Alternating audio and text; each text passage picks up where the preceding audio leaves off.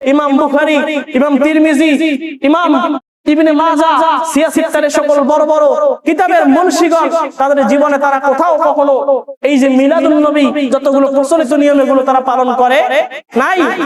বুখারী শরীফে, মুসলিম শরীফে, তিরমিজি শরীফে, এরপরে হচ্ছে আবু দাউদ, ইবনে মাজাহ, সিয়াসিত্তারের সকল বড় বড় কিতাবে কোথাও এই মিলাদুন নবীর উৎসব পালন করেছেন কোন প্রমাণ কেউ দিতে পারে না।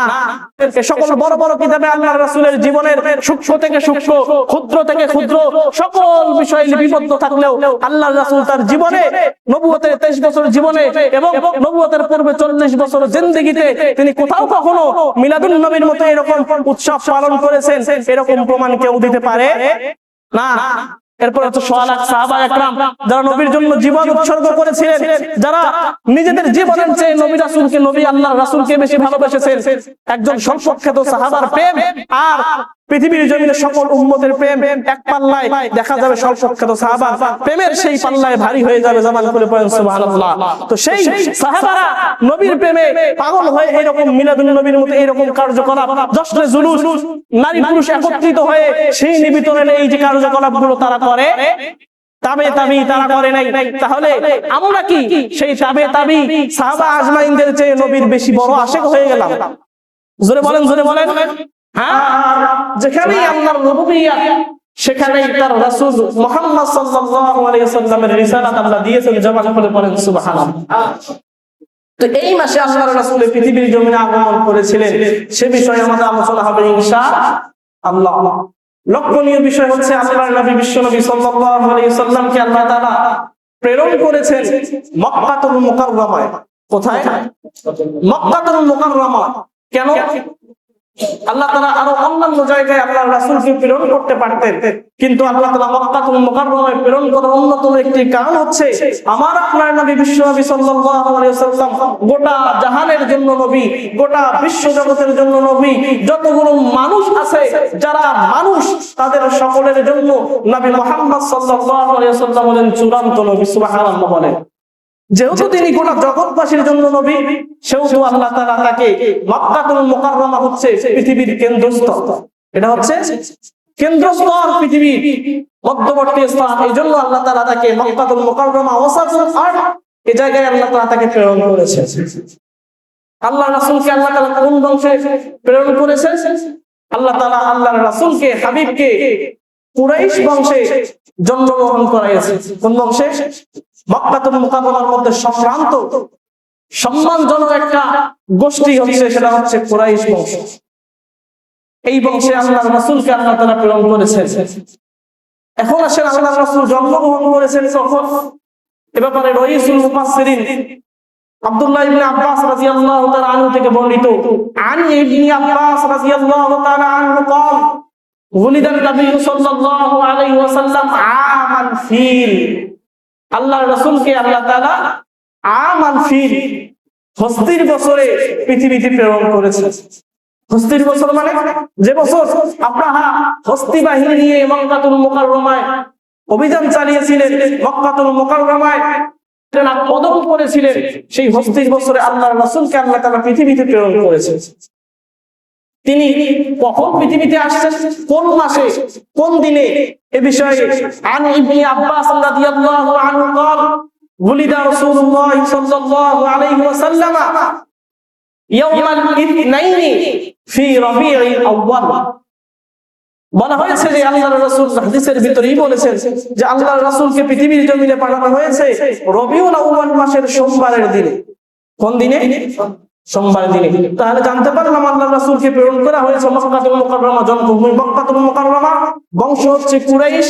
জন্মগ্রহণ করেছেন কোথায়? জন্মগ্রহণ করেছেন হস্তির বছরে। এরপরে কোন দিনে জন্মগ্রহণ করেছে? কোন মাসে? রবিউল আউয়াল মাসের সোমবারের দিনে জন্মগ্রহণ করেছেন। এখন যেই বিষয়টা লক্ষণীয় সেটা হচ্ছে কোন তারিখে জন্মগ্রহণ করেছে। এই বিষয়ে ঐতিহাসিকদের মধ্যে অনেক ইখতিলাফ হয়েছে, মতামত রয়েছে। কেউ বলে 2 তারিখ জন্মগ্রহণ করেছেন, কেউ বলে 9 তারিখে জন্মগ্রহণ করেছেন, কেউ বলে 8 তারিখে, কেউ বা বলে 10 তারিখে, কেউ বা বলে 12 তারিখে। এটার কারণ কি? এটার কারণ আল্লাহর রাসূল যখন জন্মগ্রহণ করেছে, একটা মানুষ যখন জন্মগ্রহণ করে তখন এটা জানা থাকে না সেই মানুষটা বড় হয়ে কোন পর্যায়ে যায়। থাকে? সে একজন যুগশ্রেষ্ঠ আলেম হবে, নাকি সে একজন যুগশ্রেষ্ঠ একদম যুগের একজন খারাপ মানুষ হবে? এটা জানা থাকে? থাকে না।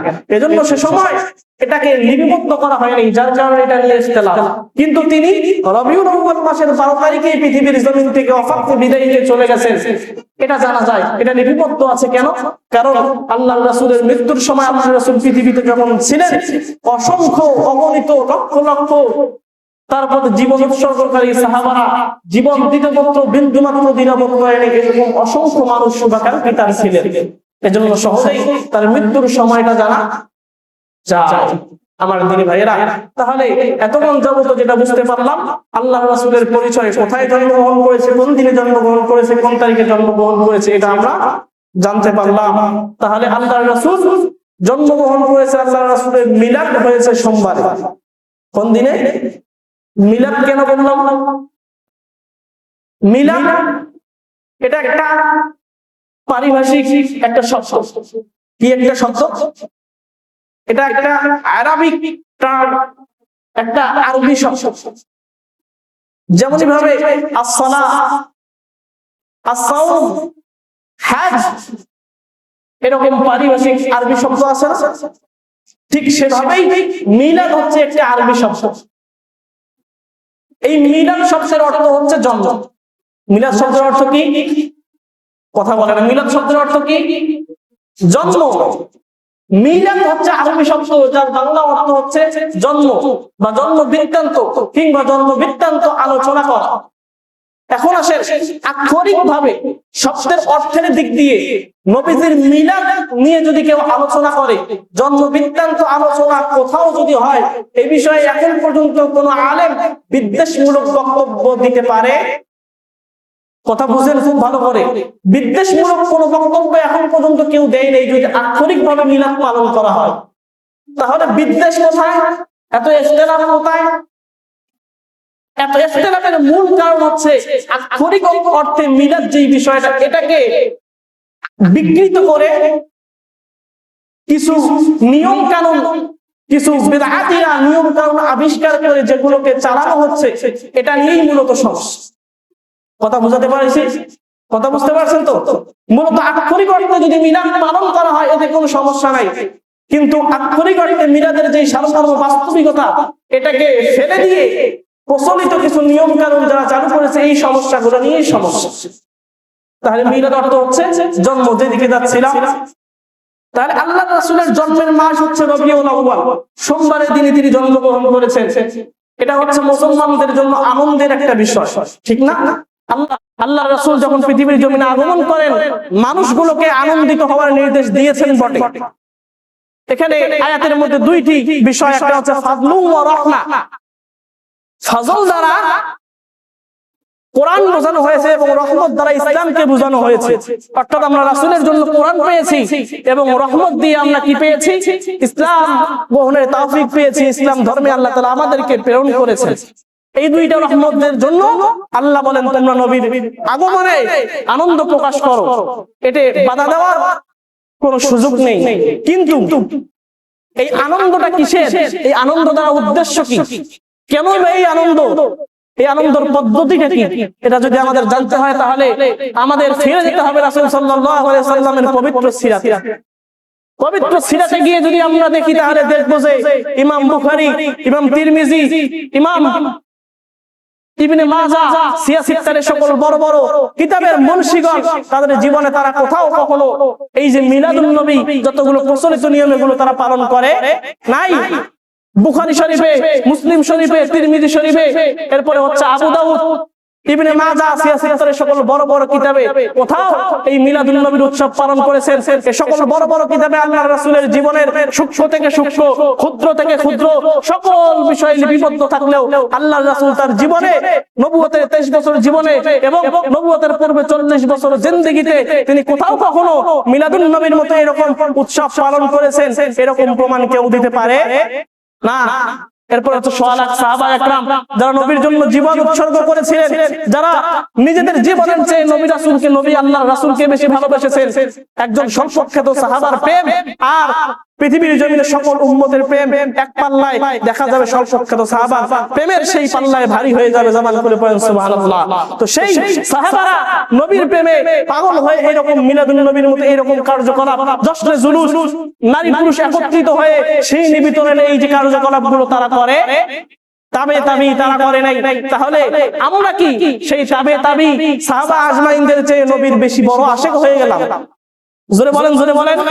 হ্যাঁ না, তাদেরকে আল্লাহর রাসূল বলে খায়রু উম্মতি কারনি সুম্মাল্লাযীনা ইয়ালুনহুম সুম্মাল্লাযীনা ইয়ালুনহুম। তিন জামানা হচ্ছে সর্বশ্রেষ্ঠ। বর্তমান আল্লাহর রাসূল বলেন আমার এই বর্তমান জামানা হচ্ছে শ্রেষ্ঠ, এর পরবর্তী জামানা হচ্ছে শ্রেষ্ঠ তাবেঈগণ, এর পরবর্তী জামানা হচ্ছে শ্রেষ্ঠ তাবেঈগণ। এই তিন জামানার শ্রেষ্ঠ উম্মতেরা নবীর জন্মে এরকম কোন জন্ম দিবস মিলাদুন নবী পালন করে নাই। তাহলে আমরা যে করতেছি এগুলা কি? এগুলা না, বরং আনন্দ হওয়ার উদ্দেশ্য বোঝা গেল জশ্নে জুলুস এবং শহরে র্যালি বের করে নারী পুরুষ একত্রিত হওয়া নয়, বরং নবীর আগমনে আনন্দিত হওয়ার উদ্দেশ্য হচ্ছে নবীর জন্মদিন। নবীর আগমনে আমরা এটাকে নিয়ামত মনে করব এবং নবীর আদর্শ ধারণ করে জীবন পরিচালনা করবে, এটা হচ্ছে এই আয়াতের উদ্দেশ্য।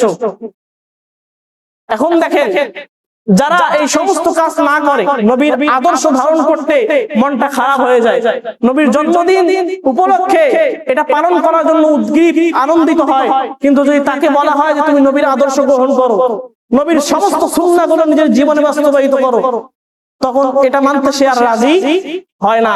এজন্য যেমনই অবস্থা হয়েছিল আবু লাহাবের, ঠিক তেমনই তথাকথিত আশিকে রাসূলের অবস্থাও এমন হবে। আল্লাহ না করে তাদের কবরের কি অবস্থা হবে। আবু লাহাব কে যখন তার দাসী আল্লাহর রাসূলের জন্মের খবর দিয়েছিল, এই সুসংবাদ পাওয়া মাত্রই আবু লাহাব তার এই সংবাদ দানকারিনী সুয়াইবা দাসীকে আজাদ করে দিয়েছিলেন।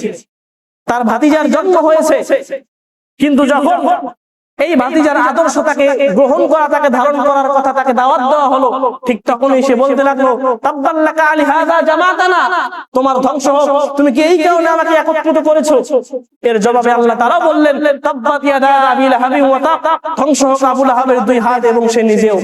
আমার দিনী ভাইরা, বুঝাতে যাচ্ছিলাম, বলতে যাচ্ছিলাম, আমার আপনার নবী সবার জন্য নবী, আমার আপনার নবী সবার জন্য রহমত স্বরূপ, যেটা আল্লাহ এবং আল্লাহর রাসূলের পদ্ধতি, এই তরিকা অনুযায়ী যে নিয়মগুলো রয়েছে, আল্লাহর রাসূল নিজের জন্মদিনে তিনি রোজা রেখেছিলেন। এই রোজা যদি রাখতে পারে না আলহামদুলিল্লাহ ভালো, তবে যেগুলো নাই ইসলামে নাই, যেগুলো রাসূল করে নাই, আল্লাহর নবীর সাহাবীরা করে নাই, যারা তাবেঈরা করে নাই, এই সমস্ত কাজ করে আমরা সবের বদলে গুনাহ যেন না করি, এইগুলো আমাদের খেয়াল রাখা দরকার আছে না নাই?